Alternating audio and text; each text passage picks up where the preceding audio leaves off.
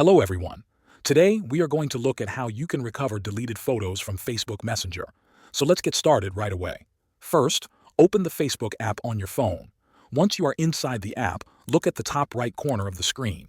You'll see three horizontal lines. Tap on those. Now scroll all the way down until you find something called Settings and Privacy. Tap on that to expand the options. Then tap on Settings. Inside the Settings page, we are going to focus on your personal data. To do that, look at the top of the screen for a section called Meta Account Center. Tap on it. In this new menu, scroll down a little and find a section named Your Information and Permissions. Go ahead and tap on it. Here you will find an option that says Download Your Information. This is what we need. Tap on that. Now you will see two options. Choose the one that says Download or Transfer Information. Tap on that. Next, you need to choose the Facebook account that you want to download the data from. If you are using more than one account, make sure you select the correct one.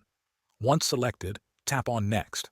In this step, Facebook will ask what type of data you want to download. Instead of choosing everything, look for an option to filter the content. Select only the photos. You can also include other things like post memories, but for this video, we are focused only on the photos.